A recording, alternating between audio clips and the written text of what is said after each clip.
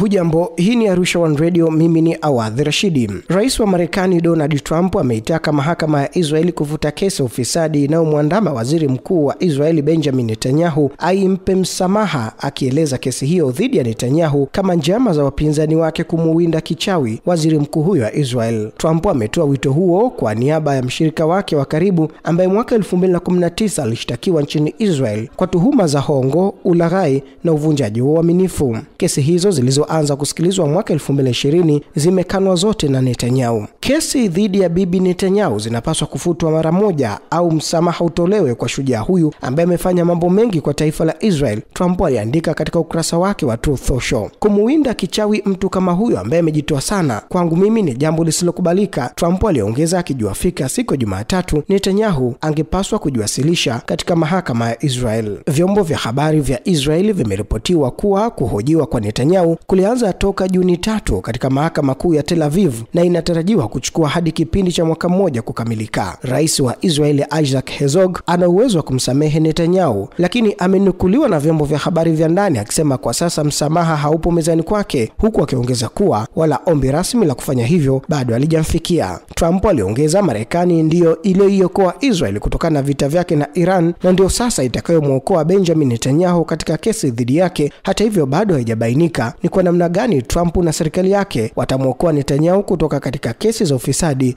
zinazomwandama. Kauli za Rais Donald Trump kumuunga mkono waziri mkuu wa Israel Benjamin Netanyahu zinakuja siku mbili tu toka amkeme vikali Netanyahu kwa kutaka kuendeleza vita dhidi ya Iran licha ya makubaliano ya kusitisha vita kufikiwa mapema siku ya Jumatatu. Na wakati hayo akijiri, wizara ya mambo ya kigeni ya Iran imekataa kuthibitisha iwapo wajumbe wa Iran na Marekani watakutana wiki ijayo kama ilivyosemwa na Rais Donald Trump. Hakuna la kusema kuhusu kauli zinazokinzana za Marekani kuhusu diplomasia na mazungumzo. Ismail Baghei, msemaji wa wizara ya mambo ya kigeni ya Iran, aliwaambia waandishi wa habari mjini Tehran, tunahitaji kujithibitishia kwanza adhima yao, au pengine hii ni mbinu nyingine ya kuzusha vita katika nchi yetu, Baghei alisema, huku akiwasuta wa Marekani kwa kuwa na undumila kuwili. Tulipokuwa tukijadiliana kuhusu diplomasia siku mbili tu kabla mkutano wetu wa Muscat, waliwapa ruhusa Israel kutushambulia. Sasa katika mazingira kama haya tunahitaji kujihakikishia kwanza, Ismail Baghei alisema. Siku ya Jumatano, Rais Trump aliambia waandishi wa habari huko The Hague kuwa wiki ijayo Marekani itakutana na Iran kujadili uwezekano wa kurejea tena kwenye mazungumzo ya nyuklia, japo mara kadhaa amesema makubaliano kama hayo hayana umuhimu wote. Tutazungumza nao wiki ijayo na tunaweza kusaini makubaliano. Kwangu sidhani kama ni muhimu sana, ila walikuwa na vita na sasa wanarudi kwenye hali yao. Sijali ikiwa makubaliano yatafikiwa au la, Trump alisema na kuongeza, kitu pekee tutakachoambia ni kile tulichoambia awali, kwamba hawatakiwi kuwa na silaha za nyuklia, mwisho wa kunukuu. Na waziri mkuu wa Israel Benjamin Netanyahu amesema ni siku ngumu kwa watu wa Israel baada ya jeshi la taifa hilo kutangaza vifo vya wanajeshi wake 7 katika mapigano kusini mwa Gaza, katika tukio la ghasia zaidi la aina yake tangu kuporomoka kwa usitishaji wa mapigano. Msemaji wa jeshi la Israel Brigadier General Avi Develin alisema kuwa kilipuzi kilichotegwa kwenye gari la kivita katika eneo la Khan Yunus kilisababisha mlipuko uliotoa roho za wanajeshi hao wa Israel. Vifo hivyo vya wanajeshi hao wa Israel vilizidisha shinikizo kwa Netanyahu kukubali kusitisha mapigano, huku kiongozi wa chama cha Orthodox katika muungano wake tawala akisema lazima Israel ikomeshe vita na kuwarudisha mateka wote makwao. Sielewi tunapigania nini na kwa madhumuni gani, huku askari wakiuawa kila mara, Moshe Gafin wa chama cha United Torah Judaism aliambia bunge la Israel. Wakati huo huo, vikosi vya Qassam, tawi la kijeshi la Hamas, vilisema katika taarifa iliyotolewa na msemaji wake Abu Ubaida na kuchapishwa kwenye akaunti yake ya Telegram siku ya Jumatano, ikisema mazishi na miili ya askari wa adui itakuwa ni jambo la kawaida, Mungu akipenda, mradi uvamizi na vita vya jinai dhidi ya watu wetu vinaendelea. Gaza ina wasiwasi kwa malengo ya kisiasa udanganyifu. Jeshi la Israel lilitoa majina 6 kati ya askari 7 waliofariki, wote wakiwa ni vijana kati ya miaka 19 na 21. Kwa upande wake, baraza la familia za mateka na wafungwa liliunga mkono kauli ya Gafini. Katika asubuhi ngumu, Gafini alisema ukweli jinsi ulivyo, vita vya Gaza vimepoteza maana yake, vinaendeshwa bila lengo bayana au mpango madhubuti, kongamano hilo lilisema katika taarifa yake. Na mkuu wa shirika la ujasusi la Marekani CIA amesema mashambulizi ya Marekani yaliharibu vibaya vituo vya nyuklia vya Iran na kurudisha mpango huo nyuma kwa miaka mingi, tofauti na ripoti ya kijasusi iliyovuja ambayo ilimkasilisha Rais Donald Trump kwa kutilia shaka uharibifu uliotokana na uvamizi huo. John Ratcliffe, mkurugenzi wa shirika la ujasusi la Marekani, alisema maeneo muhimu yameharibiwa, ingawa hakutangaza kuwa mpango wa nyuklia wa Iran umesambaratishwa moja kwa moja. Hatua hii inatokea siku moja baada ya tathmini ya awali iliyovuja kutoka shirika la ujasusi la Marekani kupendekeza kuwa vituo muhimu vya mpango wa nyuklia vya Iran bado vipo vile hata baada ya mashambulizi ya Marekani. Rais Trump aliendelea kushikilia kuwa uvamizi huo umeharibu kabisa vituo vya nyuklia vya Iran. Mwisho wa rubaa za kimataifa kutoka Arusha One Radio, jina langu ni Awadhi Rashidi.